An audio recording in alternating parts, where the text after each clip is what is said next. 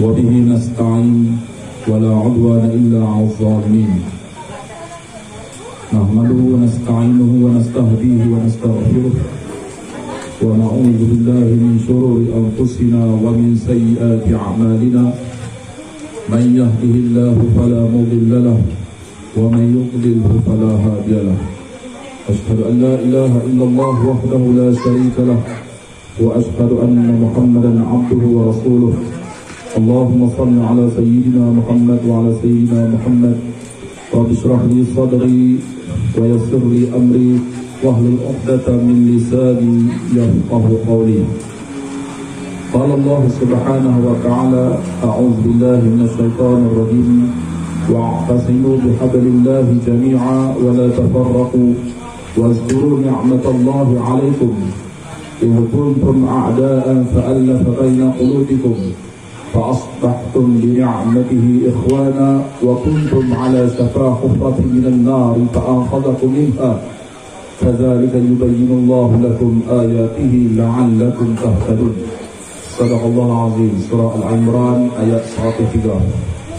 Terima kasih kepada Abang Rahim kita, pengurusi ceramah pada malam ini, yang saya kasihi, yang di-Pertua PAS Kawasan Perantara Al-Fadhil Ustaz Muhammad Azam Abdul Aziz, yang dikasihi timbalan yang di-Pertua yang berhormat Tuan Haji Muhammad Munir Zakaria, dan juga Adun Kuala Nerang,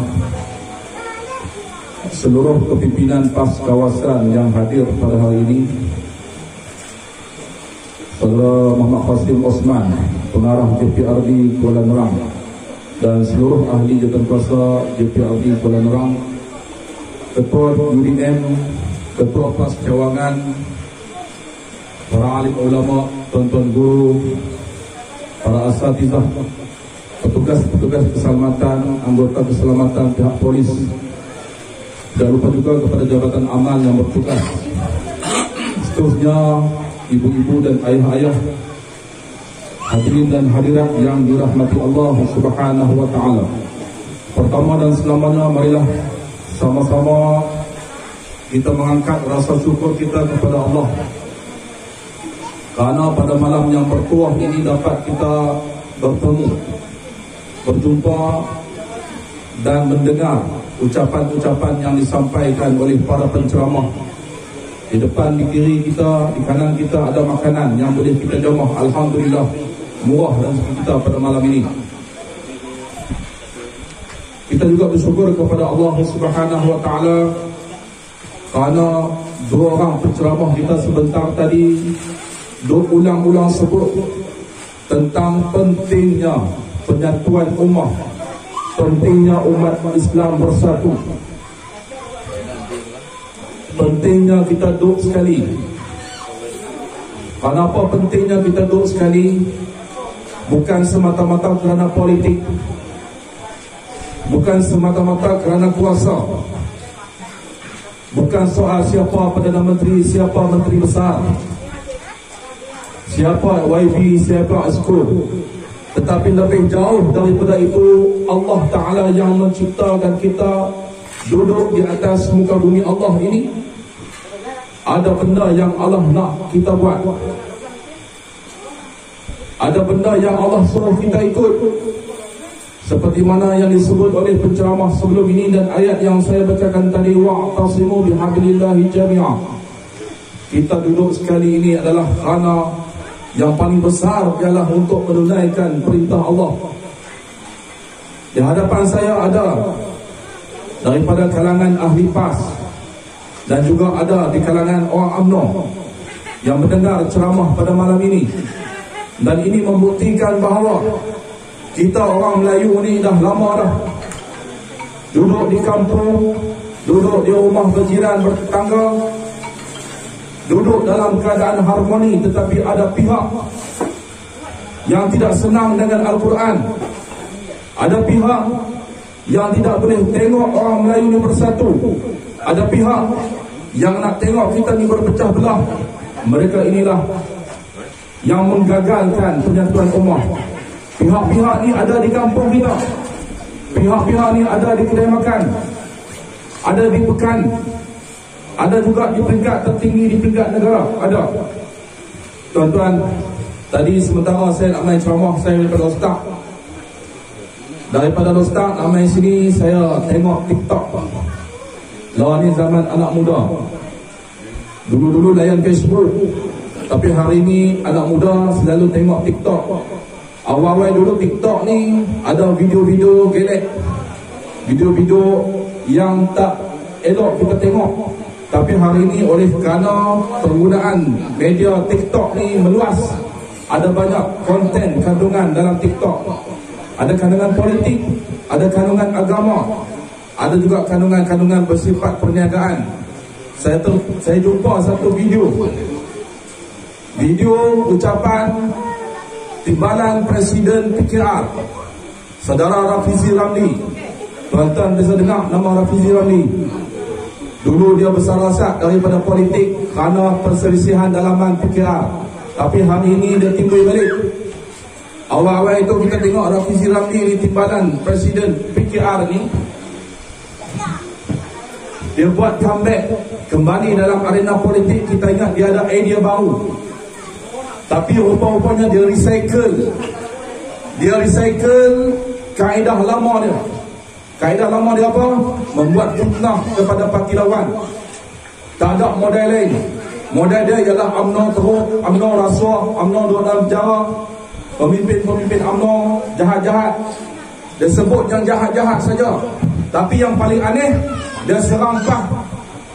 Dalam video tu disebut kata PAS pada hari ini sama macam UMNO ketika dulu,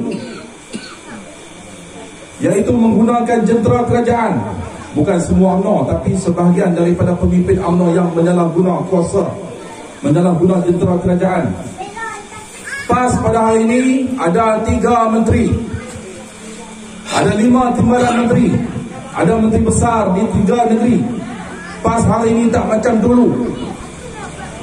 PAS pada hari ini tak berani buat ceramah besar-besar, tak ada orang nak ikut. PAS pada hari ini tidak mampu untuk menarik ribuan penonton. PAS pada hari ini menggunakan jentera kerajaan untuk buat program. Dia kata PAS pada hari ini tak berani nak buat program besar-besar. Saya ingat Rafizi Ramli ni dia duduk bawah tempurung. Kalau Ustaz Nasaruddin Tantawi dia tulis dalam satu tulisan, dia kata Rafizi Ramli, kamu duduk di bawah tempurung digital. Dalam dunia Facebook, dalam dunia TikTok, Instagram, Twitter, ada banyak gambar yang menunjukkan banyak program PAS. Di Pahang contohnya, Himpunan Jentera Pilihan Raya PAS Pahang menghimpunkan 20,000 orang. Di Melaka, tempat yang kita tak kuat PAS, buat himpunan 5,000 orang yang hadir. Di Johor, tempat yang kita tak kuat PAS, buat himpunan lebih daripada 3,000 orang yang hadir. Belum lagi kita cerita di tempat kita, bukan di Pekan, kita cerita di Padang Terap, kita buat himpunan hampir 10,000 yang hadir. Di kalangan anak muda saja kita buat konvoi baru ni di Nakar, 3,000 yang hadir. Kita nak tanya Rafizi Ramli, hang buta ataupun hang buat tak nampak betapa besarnya sambutan masyarakat terhadap Parti Islam se-Malaysia PAS. Kita buat himpunan Jentera Pilihan Raya di Kota Sarang Semut, di Komplek PAS Kedah, lebih 30,000 manusia yang hadir.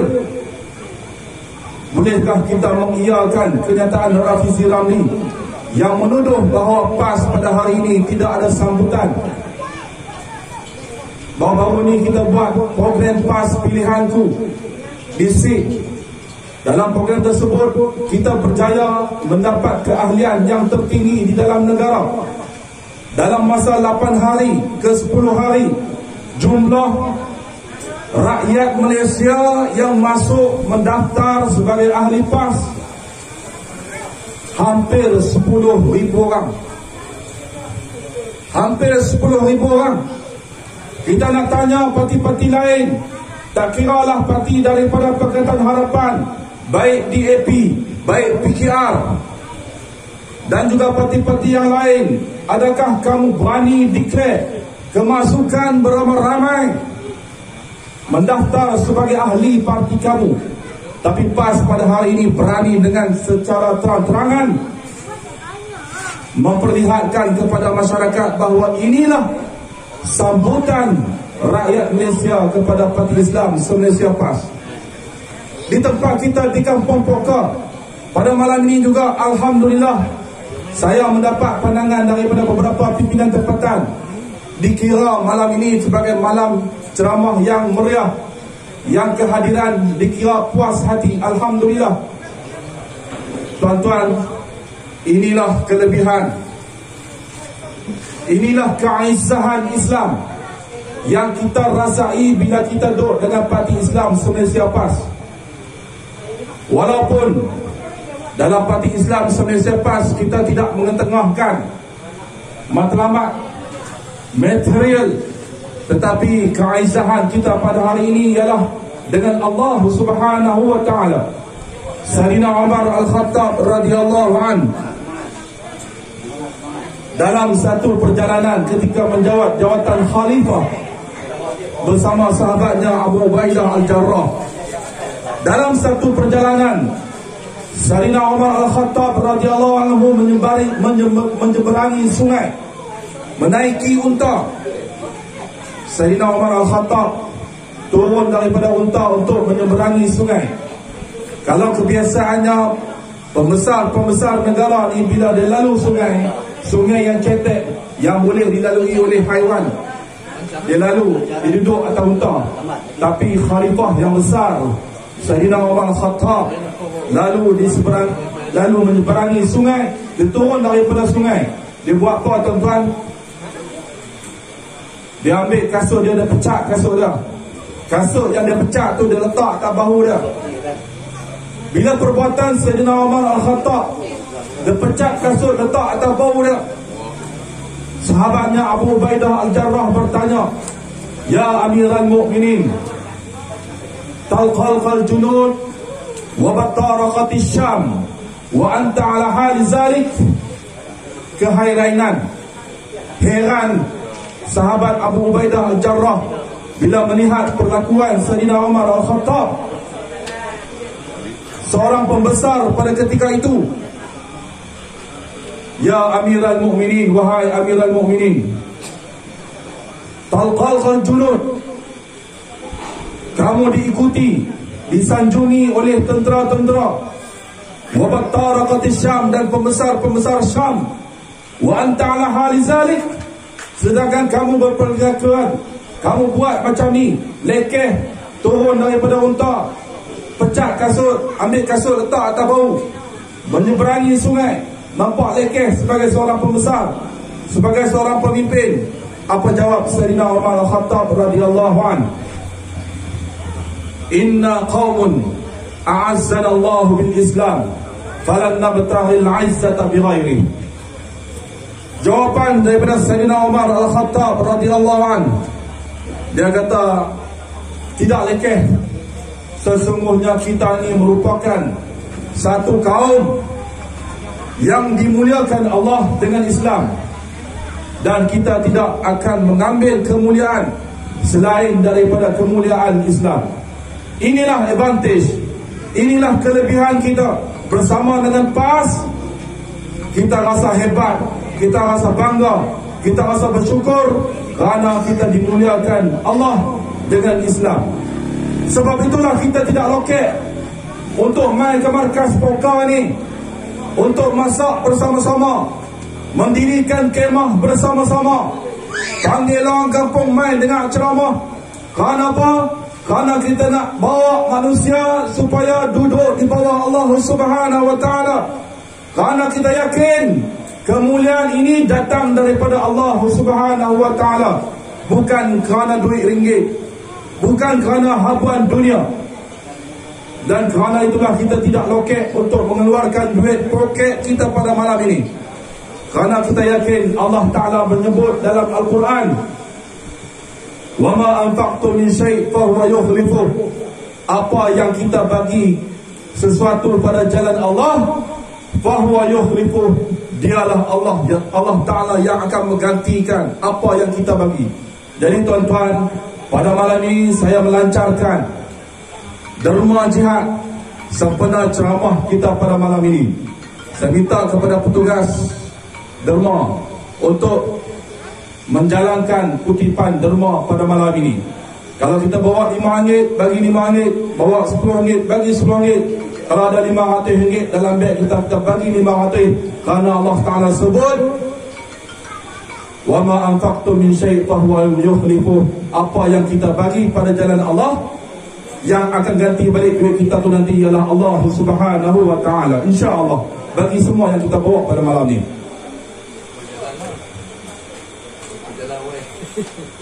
Oh, dah kutip. Jangan kata kutip. Dah kutip dah. Minta maaf. Nak jalan kali kedua pun boleh. Saya difahamkan masih ada lagi baki-baki duit dalam poket. Hak yang sayang itulah yang kita kena bagi. Hak kita ingat RM5 tu nak pakai esok, hak tu yang kena bagi sebenarnya. Hak tu lah yang paling tinggi nilai di sisi Allah. Yang kita ambil RM1 tadi ni dia tak wafa. Yang kita taruh hak RM10 kita rasa nak pakai esok ni, hak tu kalau bagi, wa huwa yukhlifuh, Allah Ta'ala yang akan ganti insya-Allah. Tuan-tuan yang dirahmati Allah Subhanahu wa Ta'ala, dan ceramah hujung-hujung ni biasa orang mengelah ni, jam pun dah pukul 12. Sebelum kita melihat apa yang berlaku dalam negeri kita, sebelum kita melihat apa yang berlaku dalam negara kita, mari kita tinjau apa yang berlaku di sekeliling dunia kita. Kalau kita perasan, semenjak akhir-akhir ni kita melihat dunia ni selalu ditimpa bencana alam. Betul tak tuan-tuan? Dengan banjirnya, dengan gempa buminya. Baru-baru ni banjir di Pakistan, banjir paling besar dalam sejarah negara Pakistan. Bayangkan tuan-tuan, banjir di negara Pakistan, 1,000 orang meninggal dunia, 33 juta penduduk yang terjejas, 750,000 binatang mati kerana banjir, ratusan ribu rumah yang musnah akibat banjir. Pakistan ni pernah banjir tahun 2010. Ni banjir yang paling besar mengatasi peristiwa 2010. Begitu juga negara-negara yang lain mengalami perubahan cuaca iklim yang ekstrim. Sebagai contoh di negara China. Negara China tuan-tuan hari ini mengalami kepanasan yang melampau sampai tahap 40 darjah Celsius. 40 darjah Celsius ni memang panas. Dalam berita-berita yang saya baca, ada rakyat Cina yang terpaksa lari duduk di bawah tanah, tempat letak kereta bawah tanah. Terpaksa lari duduk bawah tu kerana apa? Kerana terlalu panas. Dan kita tengok ada banyak sungai-sungai yang besar dalam dunia ni sekarang ni sedang mengalami kekeringan. Sungai Furat, sungai yang masyhur, yang disebut kalau sungai Furat ini kering, tanda-tanda kiamat nak hampir. Banyak sungai-sungai di India, di Amerika mengalami kekeringan. Kerana apa? Kerana dunia kita hari ini sedang mengalami perubahan cuaca yang sangat ekstrim. Termasuklah dalam negara kita dan negara Malaysia. Banjir sana sini, dan yang terbaru di Baling kali ketiga banjir puing di Iboi. Kita juga di peringkat dunia kita lihat masalah peperangan yang melibatkan negara-negara pengeluar makanan utama dunia. Daripada Ukraine dan Rusia bertembung mereka ni, yang memberi kesan kepada kita ialah mereka ni buat ekspor gandum, bijirin, dan memberi kesan kepada pasaran dan bekalan makanan dunia. Kita juga menghadapi hari ini krisis ekonomi. Hari ini negara Malaysia, duit ringgit kita ni jatuh merundung. Duit Malaysia pada hari ini RM4.70 berbanding $1 Amerika. Bila ringgit kita semakin rendah, kita akan menghadapi kos sara hidup yang tinggi, barang makin mahal, ada dalam paket RM50. RM50 tak cukup untuk kita cover sehari dua. Kenapa? Kerana barang hari ini meningkat. Ini yang berlaku di sekeliling kita. Krisis kesihatan. Kita baru lepas COVID-19.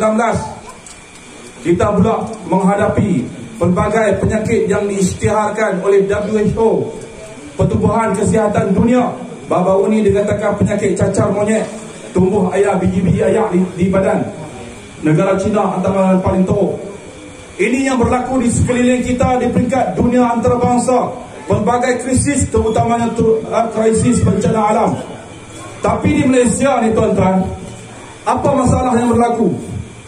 Apa isu yang berlaku? Selain daripada saya sebutkan tadi tentang bencana alam, di Malaysia ini krisis kepimpinan, krisis politik, pagi, petang, siang dan malam. Rata-rata orang bercakap soal parti, orang bercakap soal politik, cakap soal UMNO, cakap soal PAS, pasal DAP, pasal Anwar Ibrahim, pasal Mat Sabu daripada dulu sehinggalah pada hari ini krisis kepimpinan dalam negara kita masih belum selesai. Inilah yang kita nak ajak tuan-tuan dan puan-puan pada malam ini untuk kita berfikir sejenak bagaimana untuk kita merederakan dan juga menyelamatkan kepimpinan dalam negara kita supaya rakyat di bawah boleh duduk senang. Kita tak mahu lagi pemimpin-pemimpin politik hanya bercakap soal kuasa, hanya bercakap soal siapa nak mentadbir negara. Kenapa kita memerlukan pemimpin yang memperjuangkan hak rakyat? Orang Padang Terak, orang Kuala Nerang, orang Pedu hari ini berhempas pulas untuk meneruskan kelangsungan hidup. Getah scrap pada hari ini tuan-tuan, berapa ringgit? Tinggal berapa? Tinggal RM2.50. Baru-baru ni saya ada suarakan tentang harga scrap. Kita minta pihak kerajaan yang dipimpin oleh UMNO Barisan Nasional sebagai Perdana Menteri. Kita juga minta wakil daripada Padang Terak, Tok Dek, supaya angkat benda ni di peringkat atas, supaya membantu pekebun-pekebun kecil, orang-orang kampung yang menoreh, yang hari ini tinggal RM2.50, RM2.3 kupang. Tu belum kira lagi bawah, belum kira lagi kita noreh di kebun orang. Getah sekat hari ini pendapatan orang kampung sangat rendah. Ada yang sampai tahap terpaksa bergolok gadai. Apa hak adakah rumah hak boleh jual, kita jual ni. Kenapa? Pendapatan hasil daripada menoreh getah sangat rendah. Sebab itulah kita memerlukan pemimpin yang berwibawa, yang memikirkan soal periuk nasi rakyat. Alhamdulillah, setelah beberapa lama negara kita ni semakin hari semakin menyisihkan, menolak, menarik pemimpin-pemimpin yang masalah. Baru-baru ni kita tengok dalam televisyen, bekas Perdana Menteri Malaysia Najib Razak dikenakan hukuman di atas apa yang telah dibuat selama ini, penyelewengan 42 juta duit rakyat. Kita harap dia bertaubat dan kembali ke jalan Allah. Ada banyak lagi pemimpin-pemimpin yang sedang menunggu giliran untuk didakwa dan dijatuhkan hukuman atas kesalahan ambil duit rakyat, buat macam duit sendiri. Tuan-tuan yang dirahmati Allah, oleh kerana itu kita umat Islam pada hari ini memerlukan kepimpinan yang meletakkan Islam sebagai dasar. Untuk memastikan kepimpinan Islam itu kuat, sebab itulah Ustaz Azam Wali Munir kita sebut bahawa pentingnya umat Islam pada hari ini bersatu padu. Kenapa? Kerana kita tidak mahu lihat orang-orang Melayu berpecah kepada beberapa parti, yang akan mengakibatkan kalau kita berpecah, yang akan naik jadi pemimpin ialah mereka yang tidak beriman kepada Allah. Kita tidak mahu lagi kenang peristiwa silam, peristiwa hitam 22 bulan sejak 2018 Pakatan Harapan memerintah negara kita. Adakah kita reda buka televisyen, nampak siapa? Nampak Lim Guang Eng buat kenyataan media dalam bahasa Cina. Kita sebagai orang Melayu, kita geram. Ini negara Malaysia, bumi Melayu, bumi Islam. Tapi pemimpin-pemimpin yang duduk di atas, mereka letakkan pemimpin-pemimpin DAP dalam pentadbiran negara. Harta negara mereka kawal, duit negara mereka pegang dan tipu rakyat. Bayangkan tuan-tuan, 22 bulan Pakatan Harapan memerintah, lebih 35 bilion aset negara dijual. Lupakah kita 22 bulan semasa Pakatan Harapan memerintah, apa yang selalu kita dengar? Negara tak ada duit, betul tak? Apa yang selalu kita dengar? Negara kita hutang yang tinggi, betul tak? Selalu diulang-ulang oleh pemimpin Pakatan Harapan ketika mereka memerintah pada ketika itu. Kita, negara sedang menghadapi masalah, tidak ada wang. Sehinggalah Lim Guang Eng pernah mengumumkan pemberian RM30 sahaja kepada rakyat. Bagi RM30 yang tu yang kita ingat sampai hari ini, semasa mereka memerintah 22 bulan. Tapi alangkah terkejutnya bila Pakatan Harapan jatuh, diambil alih oleh Perikatan Nasional. Tan Sri Mahyudin Yassin naik sebagai Perdana Menteri. Ditakdirkan Allah, negara kita mengalami PKP. Semua orang dikurung di dalam rumah, semua duduk dalam rumah. Ada yang hilang pekerjaan, ada yang hilang pendapatan, tak boleh kerja. Kenapa? Kerana terpaksa berkurung dalam rumah menghadapi PKP. Tapi alangkah terkejutnya bila saban hari kita buka televisyen, Perdana Menteri nak bagi duit. Buka televisyen, Perdana Menteri nak bagi duit. Tidak.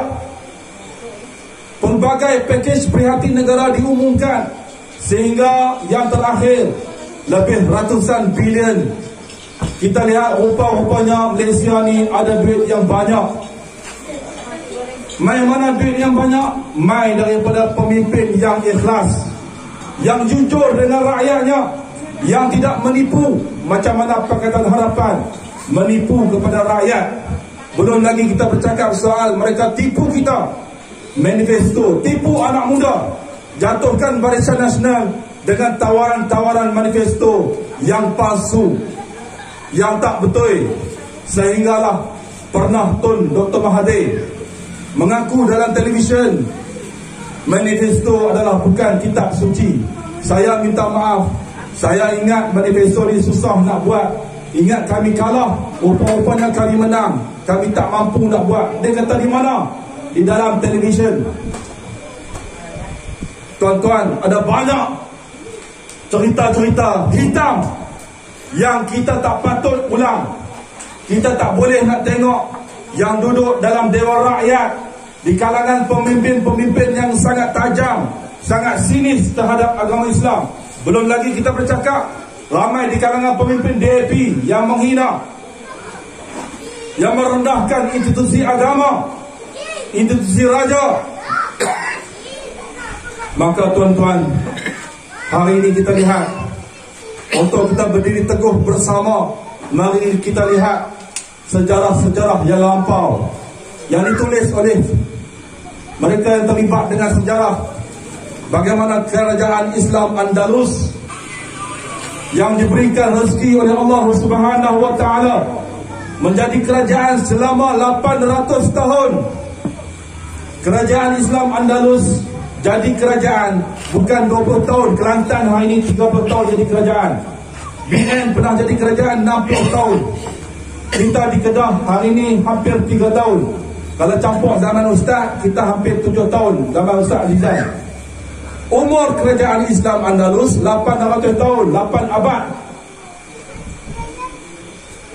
pembukaan kota Andalus oleh Panglima yang masyhur Tariq bin Ziyad. Yang pernah, mungkin ada di antara kita yang pernah mendengar kisah Tariq bin Ziyad dengan bala tenteranya untuk membuka kota Andalus dan mencapai kemenangan yang membangkitkan semangat kita. Dia mengatakan kepada bala tenteranya ketika berada di Bukit Jabartar, dia kata kepada bala tenteranya, ainal mafar amamakumul adu wa wara'ukumul bahr. Kamu nak lari di mana? Setelah Tariq bin Ziyad membakar kapal bala tenteranya sampai di Bukit Gibraltar, dia bakar kapal bala tenteranya dan dia kata kepada tenteranya, ainal mafar, tak mana lagi kamu nak lari? Amamakumul adu, di hadapan kamu ialah musuh-musuh. Wa wara'akumul bahr, di belakang kamu adalah laut. Tak mana lagi kamu nak lari? Kamu tak boleh lari. Imman nas wa imman syahadah. Kita hanya ada dua pilihan, sama ada kita menang ataupun kita akan mati dalam perjuangan. Alhamdulillah, dengan semangat daripada Panglima Perang Tariq bin Ziyad menghadapi bala tentera yang sangat besar, menyaksikan kemenangan, dan akhirnya Allah bagi rezeki kepada kerajaan Islam Andalus, sehinggalah mereka berjaya membina sebuah masjid yang masyhur, Masjid Cordoba, yang ada 1000 tiang daripada marmer, yang masyhur sehingga hari ini. Tapi apa jadi, tuan-tuan? Hebat kerajaan Islam Andalus, bertahan sehingga 800 tahun. Tapi pada hari ini sejarah menceritakan kerajaan yang 800 tahun ini jatuh, pecah, runtuh. Kerana apa? Bukan kerana musuh luaran. Mereka jatuh, hilang kerajaan kerana bercakaran, kerana berkelahi sesama sendiri. Oleh itu, saya mengajak kepada semua, ambil iktibar apa yang berlaku yang lalu, supaya kita bersatu. Yang hadir pada hari ini, bagi tahu kepada adik-beradik, bagi tahu kepada rakan taulan, bagi tahu kepada apa sahaja yang kita temui, mesej penyatuan ummah ini sangat penting untuk kita menegakkan daulat ataupun kuasa Islam. Dan penyatuan ummah seperti mana yang disebut Yang Berhormat Tuan Haji Munir sebentar tadi, dan juga daripada YDP Ustaz Azam, contoh terbaik penyatuan ummah ada di Kedah. Kita akan lihat di Kedah ini sikap pemimpin-pemimpin kita daripada PAS, daripada Pesuruhjaya, timbalan-timbalan Pesuruhjaya, dan juga Menteri Besar, esko-esko, adun-adun daripada PAS. Kita menghormati prinsip kita berkawan di bawah ta'awun, di bawah penyatuan ummah, PAS, Bersatu dan juga UMNO. Sehingga hari ini hampir 3 tahun kita diberikan kerajaan memerintah di Kedah. Kita tetap berpegang teguh dan prinsip setikawan kita bersama UMNO dan juga bersama Bersatu. Kita ada esko daripada ketiga-tiga parti. Kita juga ada daripada tiga-tiga parti dalam JPKK, dalam Ahli Majlis, dalam JLC. Sehingga hari ini tidak ada seorang pun daripada mereka yang dipecat ataupun dibuang jawatan. Walaupun ada di kalangan pemimpin UMNO yang menjawat jawatan kerajaan di pejabat Menteri Besar, contohnya pegawai khas Menteri Besar daripada kuarta UMNO, dia meletak jawatan.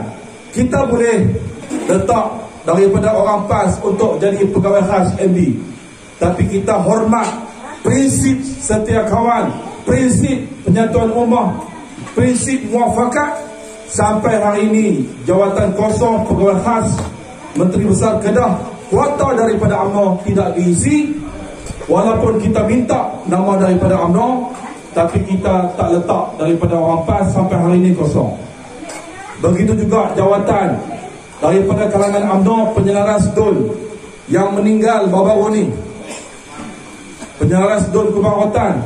Kita tak letak orang kita, orang PAS duduk di dalam jawatan tu walaupun kita ada kuasa. Kalau kita nak kira, mereka kata kat kita, nescayalah kalau kita ikut rasa geram kita, mengepikan prinsip, kita letak orang kita, orang PAS menjawat jawatan kerajaan. Tetapi kita nak tunjuk model daripada Kedah. Nak tunjuk bukan takat kepada orang Kedah, kita nak tunjuk kepada seluruh dunia. Inilah model, role model yang terbaik penyatuan ummah. Walaupun kita ada kuasa di tangan, kita tetap tidak akan menggagalkan muafakat setiap kawan kita bersama PAS dan juga Bersatu dan juga UMNO. Tetapi seperti mana yang disebut oleh Menteri Besar, ada di kalangan mereka yang mengkhianati, yang menyakiti kita. Bukan tikam di depan, tapi tikam di belakang. Sakit tuan-tuan kena tikam di belakang. Kali-kali tengok, ya Allah. Tapi kita sehingga hari ini, kita tetap mempertahankan kita punya muafakat. Dan hasilnya apa? Hasilnya hari ini kalau kita sebut negeri Kedah, kita rasa boleh bangga, kita rasa syok, kita rasa best, kita rasa hebat, kerana pemimpin kita, Menteri Besar Kedah, telah berjaya meletakkan negeri Kedah setanding dan setara dengan negeri-negeri maju yang lain. Dulu MB Kedah pernah sebut untuk menjadikan Kedah ini setanding dengan Lembah Kelang. Lembah Kelang di Selangor yang sangat maju dari sudut pembangunan. Kalau kita nak compare Kedah dengan Lembah Kelang jauh lebih hebat. Tetapi Menteri Besar, dia cakap, saya duduk dengan dia hampir 3 tahun ni, dia ni seorang manusia yang bila dia cakap, dia buat sampai jadi. Dia adalah seorang Menteri Besar yang bila dia cakap, dia akan buat sampai jadi. Itu prinsip dia. Dan dia ada kesungguhan. Sebagai contoh, projek KSP Kulim Airport di Kulim, yang hari ini ditukar nama kepada Kedah Aerotropolis. Lapangan terbang antarabangsa Kulim ni bukan cerita baru, cerita lama. Pemimpin dulu ambil tajuk ni, nak ambil hati rakyat, nak cerita kami ni hebat, mampu buat lapangan terbang di negeri Kedah. Tapi sampai hari itu projek tu tak jadi apa. Bila kita naik jadi kerajaan, sikap Menteri Besar kita ni tidak membakul sampahkan projek-projek, walaupun projek itu dimulakan oleh kerajaan yang terdahulu. Yang saya sebut ialah projek lapangan terbang antarabangsa KSP. Awal-awal jadi kerajaan tahun 2020, projek ini bila kita cek, rupa-rupanya tak pernah masuk paper dalam kabinet. Menteri-menteri di atas tu tak pernah bincang pun tentang lapangan terbang antarabangsa KSP. Menteri Pengangkutan pun tak bincang, dan tidak pernah dibincang dalam mesyuarat fizikal negara. Bila kita jadi kerajaan, kita pergi Putrajaya, kita bawa paper kita, kajian-kajian yang kita buat, perkara-perkara yang kita buat, kita endorse masuk dalam mesyuarat fizikal negara. Walaupun ada banyak halangan-halangan, tetapi saya melihat sendiri kesungguhan Menteri Besar Kedah bersama juga dengan Esko dan pegawai-pegawai kerajaan. Urusan parti, urusan politik, urusan pentadbiran negeri adalah urusan pentadbiran negeri, tak campur aduk. Semua pegawai-pegawai kerajaan sanggup bekerja keras kerana menghormati dan kagum dengan kepimpinan yang amat berhormat Menteri Besar Kedah. Sampai sanggup, ada yang sanggup bekerja sampai ke malam, mesyuarat sampai malam. Dulu-dulu ni di Kedah, mana ada mesyuarat di peringkat kerajaan dibuat sampai waktu malam. Tapi hari ini kesungguhan MB Kedah sampai sanggup buat mesyuarat sampai waktu malam. Dan ada ketika buat waktu malam di rumah Menteri Besar di Mentalu. Alhamdulillah, projek KSP pada hari ini melihat perkembangan yang terbaik yang diubah konsep kepada Kedah Elektropolis yang akan membawa bukan setakat penumpang tapi juga di dalam konsep yang menyeluruh, ada penumpang, ada kargo, ada juga overhaul, ada juga baiki pesawat, baiki tayar pesawat pun boleh. InsyaAllah saya dimaklumkan oleh Menteri Besar sudah ada investor, sudah ada pelabur yang akan melabur dalam projek KSP. Sekarang ini sedang dibuat pengambilan tanah mengikut perancangan. Tuan-tuan, lagi 10 minit nak pukul 12. Kalau kita nak cerita tentang kejayaan negeri Kedah pada hari ini, saya ada terlalu banyak benda yang nak diceritakan. Minggu lepas kita lihat bagaimana minggu lepas, kalau minggu sebelum tu, muktamar PAS di Kedah, lebih daripada 50,000, hampir 50,000 orang yang hadir seluruh negara. Muktamar Dewan Ulama, muktamar Dewan Muslimat, Dewan Pemuda dan juga muktamar PAS Pusat. Dalam muktamar kita edar 163 muka surat. Kita buat buku, kerajaan buat buku, kita letak pelbagai kejayaan-kejayaan yang kita capai, hampir kita memerintah hampir 3 tahun. 163 muka surat kita bagi kepada semua perwakilan. Ada banyak pencapaian yang dicapai. Dan saya minta kepada tuan-tuan, tolong ambil maklumat melalui media sosial, melalui Facebook, TikTok dan sebagainya, dan juga daripada WhatsApp yang disebarkan oleh rakan-rakan kita di peringkat parti. Tolong baca, tolong teliti dan tolong beritahu kepada kawan-kawan. Tak pernah dalam negeri Kedah, tak pernah tercatat sejarah dalam negeri Kedah yang dulunya Tun Dr. Mahathir pernah sebut dan pernah tulis bahawa Kedah ni negeri yang miskin. Negeri yang miskin, yang duduk tercorak di bawah. Walaupun pada ketika itu dia adalah Perdana Menteri dan anaknya adalah Menteri Besar, tak pernah tulis dalam sejarah negeri Kedah pelaburan. Orang mai ke negeri kita bagi duit nak buat pembangunan 68.3 bilion pada tahun lepas. Dan pada tahun ini kita duduk tangga yang teratas, 20 bilion pelaburan masuk sehingga bulan Jun 2022. Ini sejarah yang besar. Mereka main tempat kita bukan bawa duit dalam beg, duit 68 bilion, tak. Mereka masuk ke tempat kita bawa pembangunan, buat kilang-kilang, masukkan pekerja-pekerja.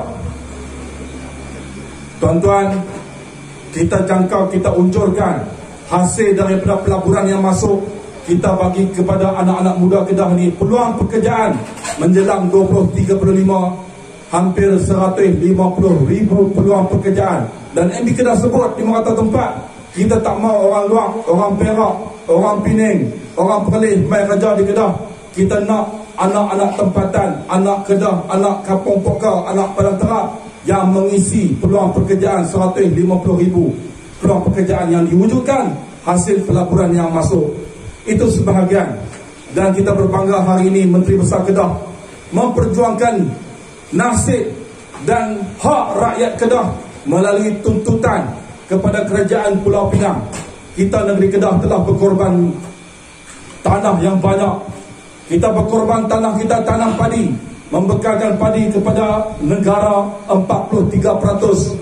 380,000 hektar tanah di negeri Kedah dijaga, disimpan untuk tadahan air. Kita ada 4 empangan air besar di Kedah, membekalkan air mentah kepada Pulau Pinang dan juga Perlis. Hanya pemimpin PAS yang berani sebut sejak zaman Ustaz Azizan, arwah Ustaz Azizan, menuntut kepada kerajaan Pulau Pinang, hang ambil ayak daripada Kedah. Air yang kita takung di negeri Kedah, kita bagi kepada Pulau Pinang, bayarlah sikit kepada kami. Kita buat tuntutan pada ketika itu 20 juta setahun. Kerajaan Pulau Pinang tak layan pada ketika itu. Alhamdulillah hari ini kita naik sebagai Menteri Besar, MB kita tuntut kepada Pulau Pinang. Walaupun pada awalnya mereka action, dia kata dalam media, dia kata sekupang pun kami takkan bayar. Jumpa kami di mahkamah, ditakdirkan Allah Subhanahu wa taala kerajaan negeri Perak yang juga membekalkan air mentah kepada Pulau Pinang, membuat kenyataan kami tidak akan membekalkan lagi air kepada Pulau Pinang. Akhirnya Pulau Pinang terpaksa memalingkan mukanya yang tebal kepada kita, dan sedang berlaku sedang berlaku perbincangan untuk memberikan bayaran papasan kepada negeri Kedah. Alhamdulillah, satu-satunya pemimpin yang cakap tentang hak rakyat Kedah semenjak dulu sampai hari ini ialah daripada PAS. InsyaAllah kita akan buat tuntutan dengan duit berjuta-juta yang akan dibayar oleh Pulau Pinang. Duit itulah kita akan bagi bantu kepada rakyat Kedah. Dan Alhamdulillah, apa yang kita kena pertahankan kerajaan Kedah di bawah Menteri Besar PAS Kedah ni ialah kita menunaikan tuntutan Allah, iaitu kita menamatkan permit judi. Yang ni besar tuan-tuan. Yang ni siapa orang Islam kalau tak pertahankan memang ada masalah dia. Menteri Besar Kedah dia telah membuat pengumuman kita tidak akan memperbaharui lesen premis perjudian di seluruh negeri Kedah. Tuan-tuan, untuk makluman tuan-tuan, lesen judi, kedai-kedai judi yang ada lesen ni dia akan tamat bulan 12 tahun ni. 90 hari sebelum tamat bulan 12 tahun ni, dia kena buat renew lesen dengan Kementerian Kewangan yang mengeluarkan lesen perjudian. Kita pejabat Menteri Besar Kerajaan Negeri Kedah telah hantar surat kepada Kementerian Kewangan. Kita bagi tahu Kedah tidak akan memperbarui lesen-lesen perjudian. Inilah kejayaan yang besar. Dengan kuasa yang kita ada, kita laksanakan tuntutan Allah supaya tidak membenarkan perjudian. Dengan berkat daripada pelaksanaan perintah Allah inilah kita boleh berbangga menyebut pelbagai pelaburan yang masuk berkat daripada kita menunaikan perintah Allah Subhanahu wa taala. Ada banyak lagi kisah-kisah kejayaan yang boleh kita cerita kepada orang supaya apa yang kita miliki pada hari ini kita pertahankan dan kita besarkan lagi kemenangan kita pada masa yang akan datang. Saya kira itu sahajalah yang dapat saya berkongsi dengan tuan-tuan dan puan-puan pada malam ini. Terima kasih kehadiran semua pada malam ini. Wallahu a'lam. Wabillahi taufiq wal hidayah. Wassalamualaikum warahmatullahi taala wabarakatuh. Takbir. Allah.